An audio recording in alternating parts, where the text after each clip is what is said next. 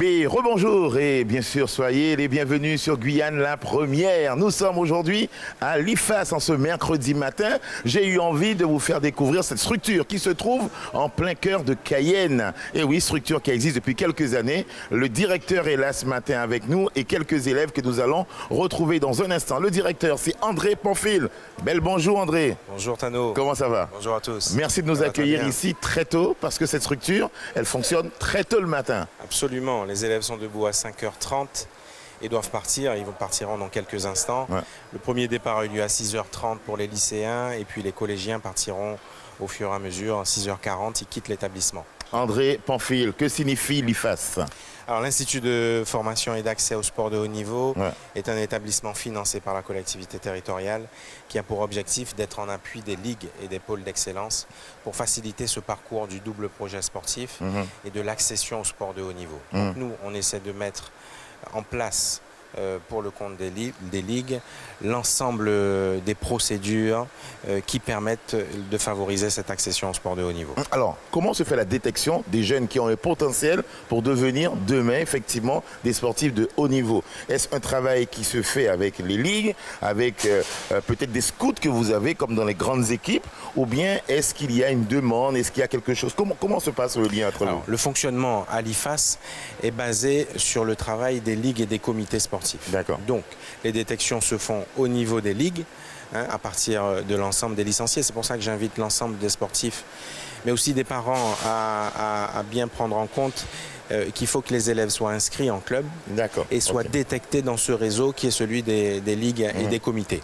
Les comités, à ce moment-là, nous proposent une liste de sportifs détectés. À notre niveau, nous avons, une condition d'accès également qui se fait sur les résultats scolaires. Ah d'accord, voilà. Parce qu'il n'y a pas que le sport, il y a aussi les résultats scolaires. L'enfant doit avoir effectivement les jambes, mais aussi la tête. Il s'agit bien évidemment d'un double projet sport-études, sans prédominance d'un axe par rapport à l'autre. Donc vraiment les élèves qui sont ici sont suivis de manière pédagogique et sportive au même niveau. Puisque l'accession au sport de haut niveau va de pair avec la progression scolaire. Effectivement. Je suppose qu'il y a un règlement qui est strict ici. Moi, j'ai vu ce matin en arrivant, les jeunes, ils sont vraiment à l'écoute et ils suivent un peu vos directives. Est-ce que tout cela fait partie effectivement de ce projet? Avoir des jeunes qui soient effectivement à l'écoute et qui suivent le règlement? Absolument, puisque c'est une condition sine qua non pour réussir. En sortant d'ici, les jeunes iront dans d'autres structures qui sont des centres de formation de clubs professionnels ou des CREPS ou l'INSEP. Et nous, on s'est calqué sur le mode de fonctionnement qu'ils ont eux, c'est-à-dire développer l'autonomie, la rigueur, et puis la discipline. Donc c'est pour ça qu'ici nous avons des règles strictes, effectivement. Alors quand vous parlez de CREPS et voire même d'autres pôles de formation, est-ce à dire que vous avez un lien, vous avez créé une passerelle avec des CREPS aux Antilles, en métropole et peut-être d'autres structures de formation professionnelle en France hexagonale? Absolument. Ce lien, il est établi d'abord grâce aux sportifs que nous avons déjà placés et qui sont de beaux ambassadeurs de notre territoire. Et puis ensuite, c'est aussi le travail que nous faisons chaque année auprès d'autres centres de formation professionnelle et auprès de détecteurs que nous faisons venir ici également. Alors moi j'ai envie de savoir, parce qu'en Guyane, nous le savons, nous avons eu des sportifs de haut niveau, des Katia Ben, des Bernard Lama, des Yoma Jacobin et autres. Est-ce que tous ces sportifs qui ont réussi au niveau national, voire international, tels que Malia Metela et aujourd'hui donc Mehdi Metela, il y en a bien d'autres, est-ce que eux, ils connaissent aujourd'hui l'existence de cette structure? Est-ce que parfois ils font la démarche de venir vers vous en disant que moi je peux donner un petit coup de main, moi je peux aider, je peux propulser ce projet encore plus?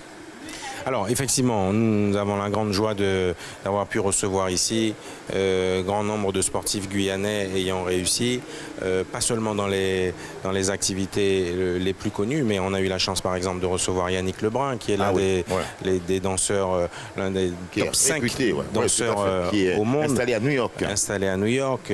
Ça a été le cas aussi de Sisley Loubet, mais ça a été aussi le cas d'un champion olympique, Ulrich Roberi. Ça a été le cas de la handballeuse Béatrice Edwige, encore titrée cette année. Donc ils nous font le plaisir de venir, d'aller à la rencontre des jeunes, d'échanger avec eux, parce que c'est important qu'on ait aussi leur retour et que cette discussion, cet échange soit fait entre le jeune qui rêve d'accéder et celui qui en connaît le dur labeur et qui lui a réussi. Donc ces passerelles d'échange sont nécessaires et nous y tenons. Chaque fois qu'un sportif guyanais est de retour au territoire, nous faisons la démarche de l'inviter à venir. En tout cas, la chose est vraiment bien faite, hein. On va justement aller voir à l'intérieur, puisque là, il y a une cafette. Regardez ces jeunes. Ils viennent de prendre le petit déjeuner.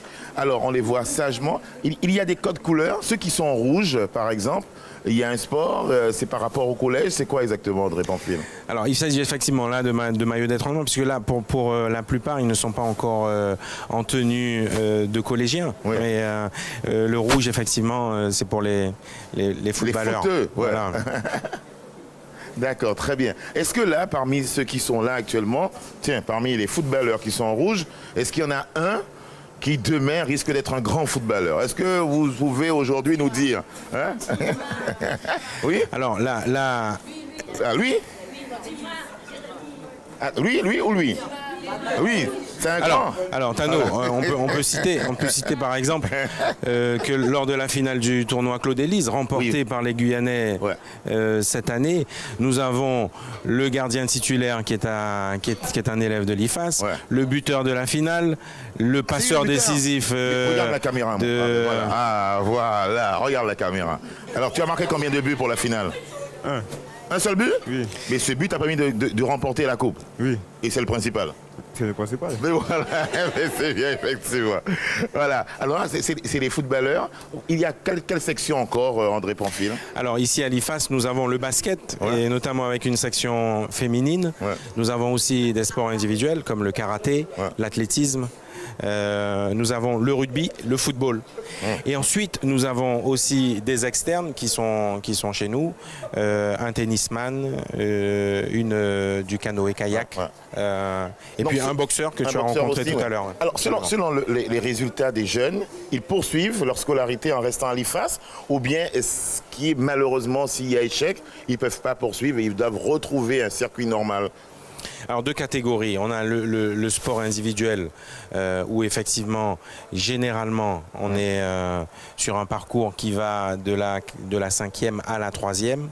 Au terme de la 3e, on part sur une détection en centre de formation. Ceux qui ne sont pas détectés, alors continuent dans un parcours parallèle et intègrent le lycée normalement. Sur le sport individuel, qui sont des sports souvent à maturité plus tardive, nous les gardons jusqu'au lycée. C'est le cas par exemple de l'athlétisme ou de la boxe, puisque ce sont des lycéens qui sont chez nous. Très bien. Je vous pose la question, les jeunes, est-ce que ça vous plaît d'être ici? Ça va, vous êtes heureux? Donc demain, on risque de vous voir à la télé? Ah ben oui, si vous êtes des champions, normalement, on vous fait confiance. En tout cas, voyez-vous, c'est une pépinière de jeunes talents, des jeunes qui vont réussir dans leur sport. En tout cas, nous leur souhaitons, puisque ici à l'IFAS, il y a vraiment une structure adéquate pour leur permettre de progresser et de devenir des dignes représentants de la jeunesse guyanaise au niveau national, international, voire mondial. Merci beaucoup et à tout à l'heure.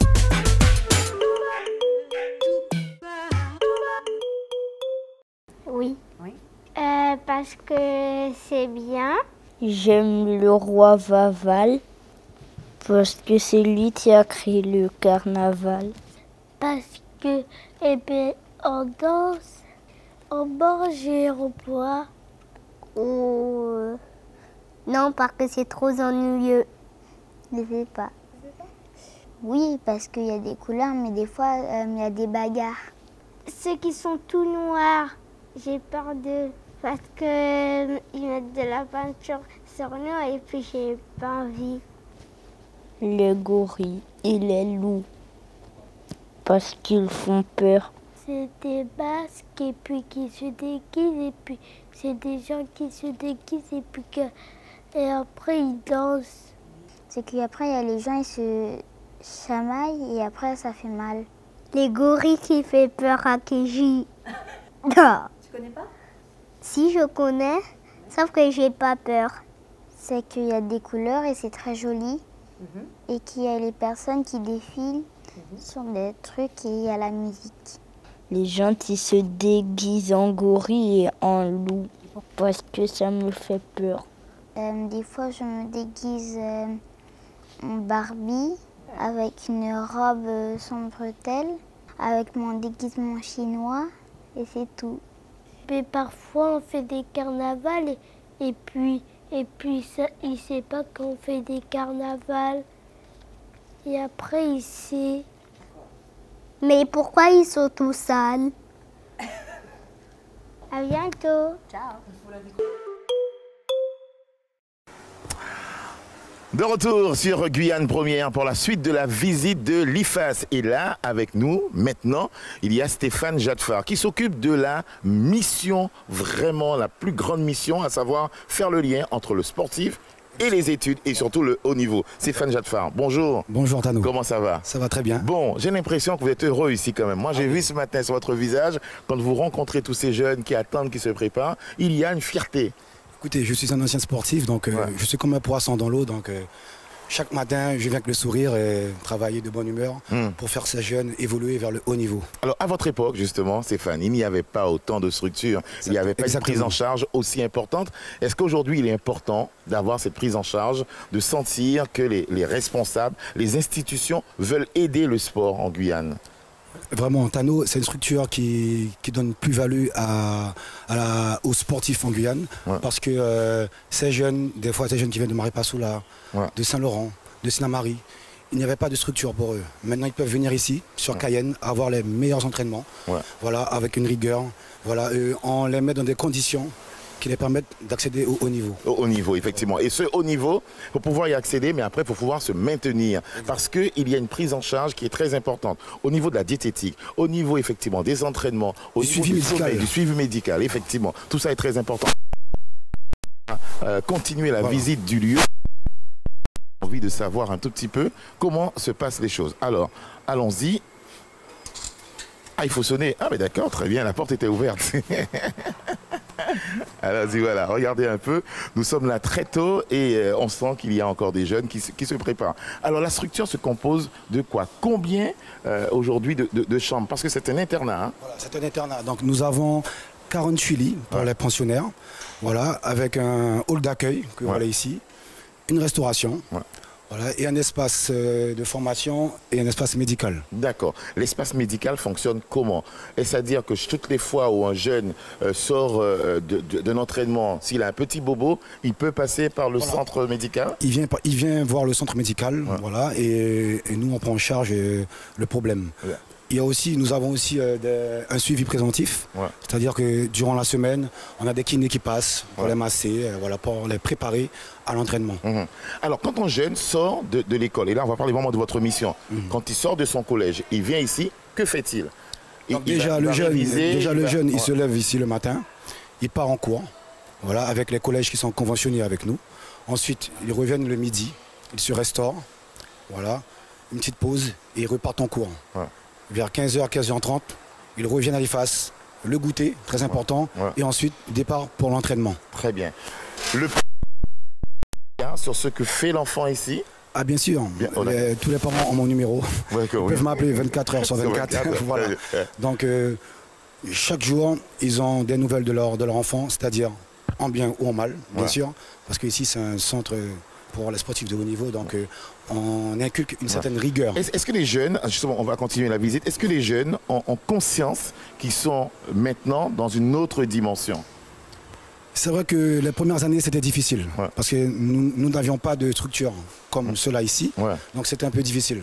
Maintenant, au fur et à mesure, l'IFAS grandit, donc on prend de l'expérience et les jeunes commencent au fur et à mesure à prendre le pli, surtout avec les règles qui sont établies ici. Donc, ça commence petit à petit. Alors, nous avons toujours tendance, malheureusement, à dire qu'il manque de structures en Guyane, qu'il n'y a pas ci, il n'y a pas ça. Est-ce qu'une seule structure existe ailleurs? Est-ce que vous êtes calqué sur un modèle qui existait déjà? Bien, nous sommes, à vrai dire, un petit CREPS, on va dire. Voilà. On prend l'exemple sur les CREPS en métropole, en Guadeloupe. Donc, on essaye d'inculquer les mêmes valeurs, les mêmes règles et la même façon de procéder. D'accord. Alors, on va maintenant parler d'une chose qui est très importante pour moi. Quand quand on détecte chez un jeune un potentiel vraiment très important, on se dit que lui, ce petit-là, il a le potentiel pour arriver, pour aller encore plus loin. Comment ça se passe, la suite? Est-ce votre mission à vous ou bien est-ce que vous faites appel à d'autres personnes, à un autre regard qui vous permet de dire qu'effectivement, sur tel aspect, il doit travailler et tel aspect, il doit être passé à un autre niveau? Comment ça se passe? Mais nous, la structure même, l'établissement IFAS, nous n'avons pas la même mise sur le côté, sur tout le volet sportif. Oui. On laisse la place aux ligues qui ont des compétences techniques pour pouvoir juger la valeur du sportif. Aujourd'hui, les ligues travaillent vraiment en symbiose avec vous. Ah oui, vraiment. Il y a une belle complicité. Oui, franchement, une belle complicité. Voilà, donc on remercie les ligues de jouer le jeu. Nous aussi, donc on a un partenariat, une collaboration au top. Très bien. On va poursuivre la petite visite. Donc voilà, regardez l'information espace médical, pôle administratif. Vous êtes combien de personnes à travailler aujourd'hui ici? Une dizaine. Une dizaine de personnes, ouais. Et chaque personne a son rôle, chaque personne connaît précisément. Un rôle spécifique. Ouais, spécifique. Voilà, on a un groupe d'encadrants, surveillants. Ouais. Voilà, on a des assistants de direction. Voilà, il y a M. Ponfil et moi qui gérons le tout. Voilà. Donc voilà, et aussi un service technique maintenant depuis cette année pour vraiment qui permet de garder le bâtiment. Ouais, en bon état. En bon état, voilà. Effectivement. Alors voilà, on continue à visiter. Moi, je me rappelle encore de l'inauguration de ce site, hein, mais il n'y a pas de dégradation. Jusqu'à maintenant, tout va bien. Il faut dire bravo, hein. C'est tellement rare. On essaye de garder justement le bâtiment le plus neuf possible. Ouais. Justement, c'est notre rôle. Nous, on inculque aux élèves d'avoir une propreté. Leur chambre, par exemple, chaque matin, il y a un passage, on contrôle les chambres. Ouais. Voilà. Ça commence par là, la rigueur. Ouais. Les chambres ne sont pas rangées, les élèves sont sanctionnés. Voilà, c'est des petites choses qui... Voilà, et puis il faut dire aussi qu'ils laissent quand même un héritage pour ceux qui vont arriver après eux. Donc voilà, donc tant qu'à faire, on pourra toujours dire, moi je suis passé par l'IFAS et j'ai réussi aujourd'hui, voilà la structure. Regardez un peu, donc voilà, on continue encore la visite. Là, c'est le pôle médical, l'espace médical. Et là, ah bah tu, on va rentrer, venez Stéphane. Voilà, il y a des tables qui permettent aux kinés de travailler. Exactement, voilà, on a des tables de massage. Ouais. Voilà, donc tout ce qu'il faut pour venir pratiquer ici. Quel est votre souhait aujourd'hui? On s'installe, on fait comme à la maison. Quel est votre souhait, vous, maintenant, aujourd'hui, Stéphane? La structure existe. Vous souhaitez quoi, par exemple, cette année, dans les années à venir? Vous souhaitez que ces jeunes réussissent, partent, ou bien qu'ils continuent à pratiquer leur activité sportive ici en Guyane et de haut niveau? Franchement, Tano, mon souhait, c'est que tous les élèves ici, si c'était possible, 100%, accèdent au haut niveau, dans un club professionnel. Parce qu'il y a un élève qui vient ici, un sportif, son rêve, c'est de faire de sa pratique son métier. Ouais, tout à fait. Donc pour moi, mon souhait, c'est que 100% des élèves, bon bien sûr, ça ne sera pas possible, parce qu'il y a des élèves qui vont se blesser, qui auront d'autres voies à suivre. Mais mon souhait, c'est que tous ces élèves-là partent au haut niveau. Très bien. Après cette émission-là, je suppose que beaucoup de jeunes qui ont envie d'accéder au haut niveau voudront se renseigner, voudront savoir comment ça se passe. Alors, il faut passer par la ligue, il faut passer par leur club avant d'accéder à ici. Déjà, un élève doit être licencié dans un club. Ouais. Ensuite, la ligue fait le rapprochement avec nous. Après, nous voyons ensemble le profil de l'élève. L'IFAS, autrement dit, l'Institut de formation d'accès au sport de haut niveau. De haut niveau. On sortira un grand sportif quand? L'année prochaine? Dans pas longtemps. Dans pas longtemps. J'en suis sûr. Voilà, on suit ça de très près. Merci beaucoup Stéphane Jatfar pour toutes ces explications techniques, pour nous expliquer un petit peu comment fonctionne l'IFAS. Découverte ce matin de cette structure, nous aurons forcément l'occasion de revenir vers André Pernfil, vers Stéphane Jatfar pour savoir si tous ces jeunes que nous avons rencontrés ce matin au petit déjeuner, s'ils ont réussi et s'ils poursuivent la belle aventure à un bon niveau, en restant bien sûr ici en Guyane. Voilà, c'est fini pour ce matin. On se retrouve demain jeudi pour un autre numéro consacré bien sûr à notre Guyane. Belle bonjour la Guyane. Et demain matin, figurez-vous, nous serons avec quelqu'un que vous connaissez, Monsieur Marc Mougès. Nous irons visiter son jardin, un bel jardin créole à Dimens et Mounian. Bonne journée, bonne matinée et bon appétit.